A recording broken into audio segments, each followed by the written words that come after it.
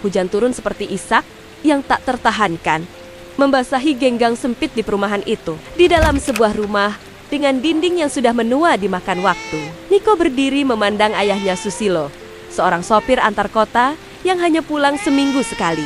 Ayah, pulangnya jangan lama. Lucu banget anak ayah.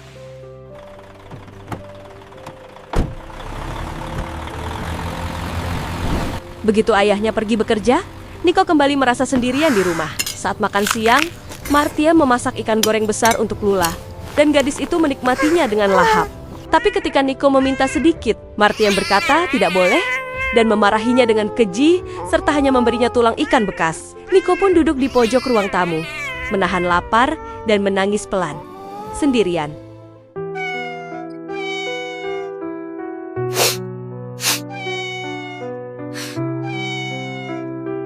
Sore pun tiba. Saatnya semua anak kucing mandi. Lula yang dimandikan air hangat oleh Martiem membuat Niko ingin mandi juga. Niko sudah siap melepas bajunya, tapi ibu tirinya marah memarahinya dan tidak boleh mandi bersama Lula. Kasihan banget Niko. Padahal kan Niko hanya ingin mandi ya. Saat jam makan malam, ibu tirinya masak ayam kecap kesukaan Niko yang sering dimasak oleh almarhum ibunya. Tapi ayam itu hanya untuk Lula, bukan untuk Niko si anak tiri. Saat Niko meminta ayam kecap kesukaannya, Niko hanya diberikan mie goreng dan nasi dingin sisa pagi tadi. Karena lapar, Niko terpaksa memakannya dengan air mata dan muntah.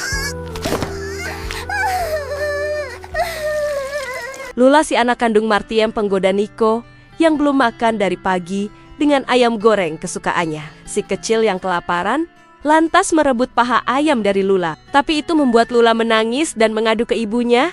Satu gigitan paha ayam sudah membuat Niko bahagia, tapi harus dibayar mahal dengan pukulan dengan sapu oleh Martiem. Sungguh keterlaluan ibu tiri ini. Tapi Niko bersikeras untuk memakan semua paha ayam kecap itu, membuat ibu tirinya semakin marah dan memukulnya lagi dan lagi. Sambil lari ketakutan, Niko pun lari keluar rumah di bawah air hujan yang deras, tapi masih dikejar oleh ibu tirinya sambil memukul kepala Niko berkali-kali. Sangat kejam. Kucing kecil kita yang masih ketakutan berjalan di bawah derasnya hujan yang dingin di pinggir jalan tol dengan rasa sakit dan tangis yang luntur dengan hujan. Berjalan ke bawah jalan tol, Niko berteduh di bawah pohon pisang. Niko berbaring sendirian dengan rasa ketakutan dan digigit oleh koloni nyamuk malaria. Sementara Martiem tanpa rasa bersalah bermain dengan anak kandungnya. Saat Niko harus tertidur karena lelah dan basah di bawah jalan tol dan diselimut oleh lebabnya malam sehabis hujan, Lula dan Martiem tidur dengan kehangatan di dalam rumah yang aman dan nyaman.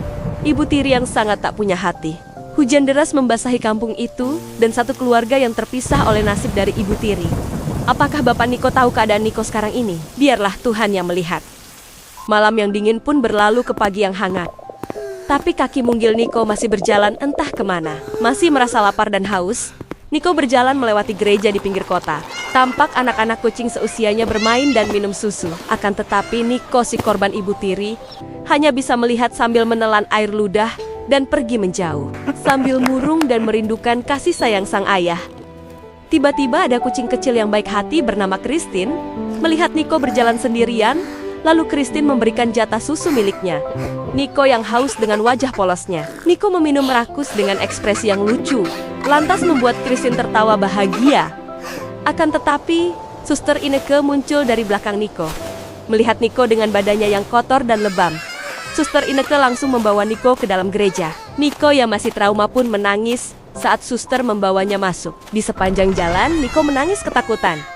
Tapi suster tahu kucing kecil kotor ini harus segera dimandikan. Niko yang masih bingung hanya bisa menurut saat dimandikan. Suster Ineke memandikan Niko dengan kasih sayang meskipun suster tak tahu dari mana asalnya kucing kecil ini. Gigi mungilnya pun tak luput dari sikat gigi. Niko hanya bisa pasrah, yang terlihat dari mukanya yang masih bingung. Karena terakhir kali ia minta mandi, malah dimaki-maki oleh ibu tirinya. Wajah mungilnya pun tak luput dari bedak bayi. Saat jam makan siang, terlihat anak-anak kucing asrama gereja memakan ayam kecap dengan bahagia. Niko pun turut dalam kebahagiaan anak kucing lainnya. Ia memakan ayam kecap dengan rakus karena ini adalah menu kesukaan Niko. Entah berapa ayam yang ia makan. Akan tetapi Suster Ineke bertanya kepada kucing kecil ini. "Adek, dari mana asalnya? Kenapa bisa wajahnya lebam? Apa keluarga kamu masih ada?"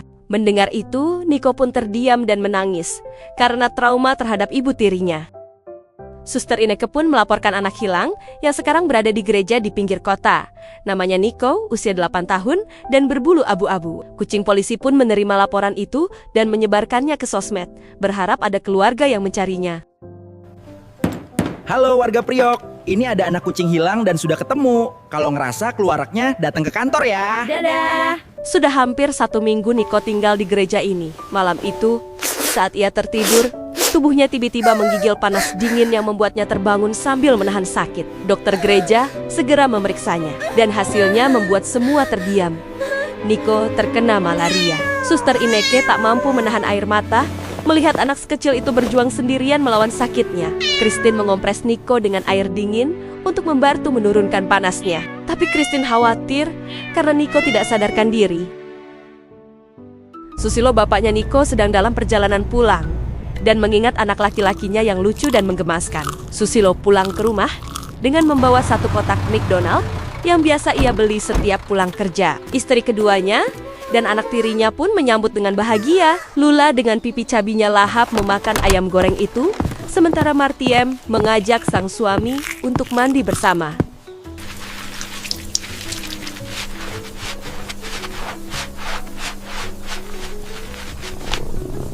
Saat di meja makan, Susilo bertanya kemana Niko. Di mana, Niko? Sedang main ke rumah temennya. Setelah makan, kedua kucing dewasa ini langsung tidur. Akan tetapi Susilo mengingat sesuatu. Kemana Niko? Kok belum pulang? Nggak tahu, Mah. Susilo keluar rumah dan disambut oleh hujan yang deras. Sepanjang gang ia teriak memanggil nama anaknya, lalu ia bertemu dengan hansip kampung itu. Niko bukanya sudah pulang 2 hari lalu dipukul sama Martiem pakai sapu. Coba tanya bini kamu. Dengan amarah yang memuncak, Susilo bertanya kepada istrinya, "Kemana Niko? Kenapa kamu pukul dia?" Dengan nada ketus, Martiem menjawab, "Dasar anaknya aja yang nakal. Sungguh terlalu ibu tiri ini." Susilo pun langsung pergi memakai mobilnya ke kantor polisi kucing di pinggir kota, berharap mendapatkan informasi anaknya yang kabur dari rumah. Setelah tiba di kantor polisi, Susilo akhirnya mendapat kabar yang lama ia cari. Seorang polisi memberitahu bahwa anaknya, Niko, ditemukan di sebuah gereja di pinggir kota. Tanpa pikir panjang, Susilo menerjang derasnya hujan, berlari menuju tempat itu dengan hati yang gelisah. Saat ia masuk ke dalam gereja, Suster Ineke menyambutnya dengan wajah sedih. Ia menjelaskan bahwa Niko sudah hampir 1 minggu berada di sana, dan malam tadi tubuhnya menggigil hebat. Dokter gereja memeriksa, dan Niko dinyatakan terkena malaria saat ia kabur dari rumah. Ia mendekati tempat tidur kecil, tempat Niko berbaring lemah.